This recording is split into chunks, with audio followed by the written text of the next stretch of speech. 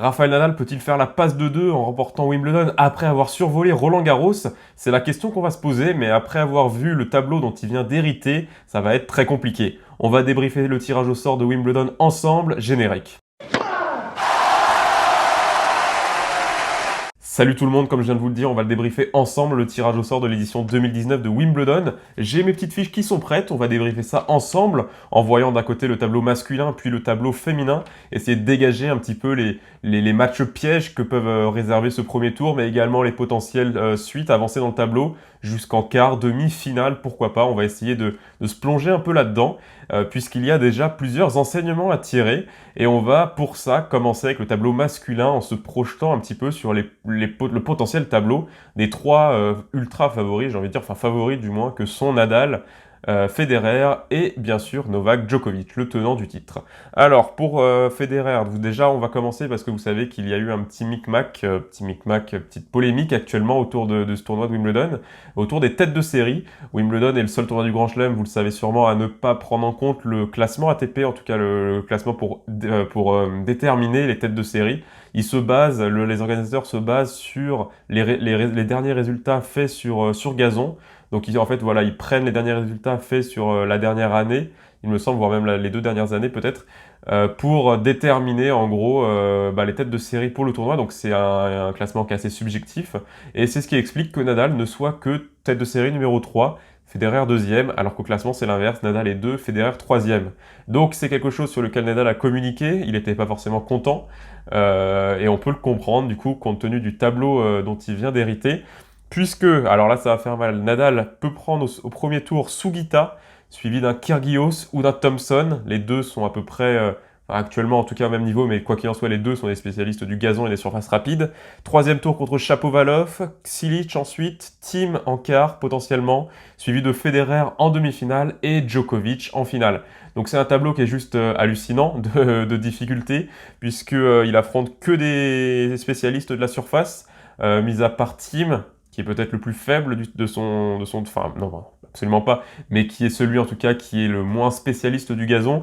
Et Federer et Djoko, c'est un petit peu particulier puisqu'ils sont bons sur toutes, enfin surtout Djoko, puisque Federer, on sait que le Wimbledon c'est son tournoi. Donc un Sugita au premier tour qui est toujours embêtant à jouer sur les surfaces difficiles, enfin sur les surfaces rapides plutôt, difficile à jouer sur les surfaces rapides, même si en ce moment il n'est pas forcément dans les meilleurs moments de sa carrière. Il a eu de bons résultats sur les surfaces rapides et hérité de ce joueur au premier tour pour un Nadal qui, on le sait, ces dernières années à Wimbledon, met un peu de temps à rentrer dans le tournoi. Ça va être compliqué, ça va être un test d'entrée, suivi alors là d'un Kyrgios potentiellement, qui lui aussi n'est pas dans ses meilleurs jours, mais qui, face à un joueur du Big Three, est toujours capable de sortir ce qu'on peut appeler communément un God Mode, de sortir une masterclass, et là encore plus à Wimbledon. Dernier affrontement entre les deux ici à Wimbledon, c'était en 2014, et on se souvient très bien de la victoire de Kyrgios sur Nadal, qui avait sorti un niveau juste phénoménal ce jour-là. Donc pourquoi pas un remake, ça va être intéressant. Si c'est pas Kyrgios, ce sera Thompson, qui est également un spécialiste, on va dire, du gazon. Un peu moins dangereux peut-être que Kyrgios, un peu moins bien armé pour affronter Nadal, mais ça reste quand même deux clients quoi qu'il en soit. Shapovalov au troisième tour, là pareil, sacré client. Cilic ensuite, Cilic qui vient de battre Nadal en exhibition il y a 2 jours, une victoire sèche en 2-7, c'est rien à dire. Thiem ensuite en quart de finale, si c'est pas Thiem, ce sera Fognini, sûrement d'après les statistiques, enfin d'après le classement, plutôt les têtes de série. Et ensuite Federer et Djokovic. Alors là c'est un tableau, comme je viens de vous le dire, qui est extrêmement compliqué pour Nadal. On verra ce que ça va donner. Comme toujours, ce genre de vidéo, ce ne sont que des projections. On essaye de se projeter. Mais voilà, s'il y avait un tableau un peu de l'enfer à dégager, si avant le tirage au sort, on s'était dit, bah voilà, là on va constituer un tableau de l'enfer, on va prendre tel joueur, tel joueur, tel joueur, et ben c'est un petit peu ce genre de tableau qu'on aurait pu faire. Ça va être très compliqué pour Nadal. Maintenant pour Federer, ça va être un petit peu plus simple. Ça reste quand même un petit peu dans la douleur puisqu'il affronte Harris au premier tour, Clark ou Rubin au second. Jusque-là, pas grand chose à dire, ça risque d'être des matchs dans lesquels Federer va tranquillement entrer dans son tournoi. Pouille au troisième tour, assez intéressant comme match, on va voir ce que ça va donner pour Pouille, parce qu'on y reviendra un petit peu plus tard dans la vidéo, mais les Français ont également souffert du tirage au sort, ils n'ont pas du tout été gâtés. Donc la Pouille potentiellement face à Federer au troisième tour, Coric ensuite, Nishikori ou Isner, Nadal en demi-finale et du coup Djoko en finale. Donc pareil, pour Federer, un tableau qui va tranquillement monter en puissance. Ça peut commencer avec 2 premiers tours vraiment très légers pour Federer, hein, qui risque de survoler un petit peu ces 2 premiers tours. Pouille va être un premier test, Coric ensuite, et puis alors là ça va monter ensuite crescendo avec un Nishikori-Isner. Isner, voilà, après Nadal, Djokovic, enfin pas grand chose à dire sur les quand tu arrives en quart ou en demi, de toute façon il faut ensuite affronter les gros joueurs. Donc pour Federer, un tableau un petit peu plus compliqué, moins que pour celui de Nadal. Djokovic en revanche c'est une autoroute. Tête de série numéro 1, qui va en fait affronter beaucoup de joueurs avec un potentiel ou avec un passé, mais qui sont dans des formes qui laissent supposer des victoires assez faciles, assez tranquilles pour le Serbe, puisqu'il affrontera Kohlschreiber. Donc là, Kohlschreiber sur gazon, il y a 5 ans, on aurait peut-être dit que c'est un vrai test. Ça reste un test, ça reste un match piège, mais vu la forme des deux joueurs, Djokovic risque bien de dérouler. Jaziri ensuite, Lajovic, Monfils en huitième, Tsitsipas, Anderson et Federer. Donc là, pareil, Anderson en demi, ça peut être dangereux, mais il l'avait battu l'an dernier. Djokovic avait battu Anderson en finale l'an dernier, et c'est un joueur qui lui a jamais posé trop de soucis. Qui plus est, Anderson qui revient à la compétition, il a recommencé à jouer il y a 2 semaines. Tsitsipas sur gazon, voilà, son début de saison sur gazon est un petit peu compliqué. Monfils, c'est du Monfils, on n'a aucune idée de ce qui va se passer. Et pour le reste, voilà, des premiers tours assez tranquilles pour Djokovic, qui, à mon sens, eh ben, a un tableau quand même assez clément, qui peut envisager sereinement la suite et se projeter. Enfin, bien sûr qu'il va pas le faire, mais nous, en tant que médias, que journalistes, on peut potentiellement le voir déjà dans une finale, en tout cas défendre son titre, puisqu'il a un tableau qui est quand même très à sa portée, contrairement, comme je viens de le dire, à Rafael Nadal. Ce qui nous donne du coup des quarts potentiels: Djokovic, Tsitsipas, Anderson, Zverev, Team Nadal et donc Nishikori, Federer. On va suivre tout ça, ça va être très intéressant. Petit point sur les Français avant de passer au tableau féminin, puisque les Français ont souffert, il n'y a pas d'autre mot. Manarino contre Silic pour son entrée en lice. Donc là, on ne peut pas dire que ce soit un cadeau. Pareil pour Corentin Moutet, issu des qualifs, qui va jouer Dimitrov au premier tour. Humbert, Monfils. Herbert contre Anderson. Alors là, pareil, Herbert qui commençait à matcher pas mal en simple, qui affronte le finaliste de l'an dernier plutôt. Compliqué, même si, comme je viens de vous le dire, Anderson revient à la compétition. Pierre-Hugues va peut-être pouvoir faire quelque chose, on va suivre ça. Pouille Gasquet au premier tour, Tsonga qui est non tête de série et qui lui aussi revient, qui a d'ailleurs fait un bon tournoi, un bon match contre Federer à Halle, qui affrontera Tomic au premier tour. Alors Tomic pareil, pas du tout dans son plus haut niveau, mais sur gazon toujours dangereux. Perd contre Londero, donc ça devrait être plutôt simple. Londero qui est plutôt un joueur de terre battue. Et Grégoire Barrère contre Bublik. Donc vous pouvez le voir, des tirages au sort pour les Français assez compliqués. Tsonga qui est dans la partie de tableau de la mort, puisque dans un même... c'est pas un quart, c'est moins que ça. Enfin, dans une même partie de tableau, on retrouve Shapovalov, Tsonga, Tomic, Kyrgios, Thompson, Sugita et du coup Nadal.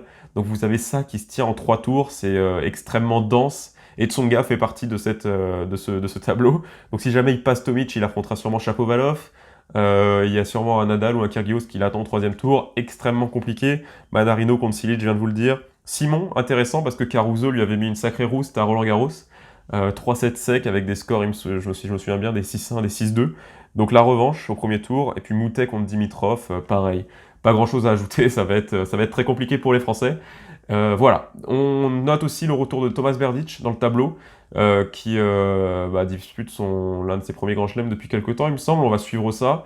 Quoi qu'il en soit, si on devait faire un bilan un peu très rapidement de ce tableau masculin, eh bien Nadal qui tire un tirage de l'enfer, tout simplement. Djoko assez simple. Et puis les Français extrêmement mal lotis qui vont devoir vraiment batailler pour espérer aller en deuxième semaine. Voilà pour le tableau masculin un petit peu, un petit débrief comme je viens de vous le dire de ce à quoi on vient d'assister. Côté féminin, on va faire bien plus vite puisque je vais pas dire qu'il y a plus de surprises, mais en tout cas les têtes de série sont peut-être moins significatives que chez les hommes.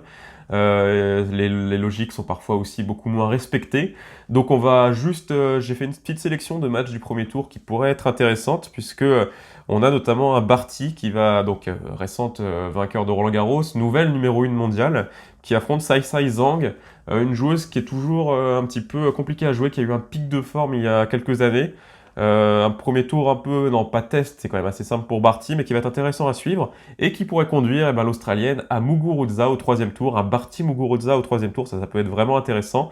On a le même scénario à peu près du côté de Serena Williams qui pourrait affronter Julia Görges, l'Allemande, au troisième tour, suivie d'Angélique Kerber au quatrième tour pour tout simplement la revanche, en gros le remake de la finale de l'an passé où Kerber s'était imposé. Quoi d'autre? Un premier tour exceptionnel entre Cory Gauff, vous l'avez sûrement suivi, c'est la très belle histoire, l'américaine de 15 ans issue des qualifications qui affrontera Venus Williams, 39 ans. Donc là, c'est le match avec le plus gros écart d'âge du tableau, puisque Cory Gauff, 15 ans, je viens de vous le dire, est la joueuse la plus jeune, Venus Williams, 39 ans, la joueuse la plus âgée. Donc sacrés écarts, et on peut y voir une sorte de passation de pouvoir entre Venus, qui est un peu le modèle de beaucoup d'américaines, avec du coup sa très jeune cadette qui est extrêmement prometteuse et qui n'a que 15 ans. Côté français, un Cornet Azarenka qui risque de faire mal, et Osaka qui a récemment du coup perdu sa place de numéro 1, qui affrontera Poutine Seva au premier tour. Donc là également un match assez compliqué pour Osaka.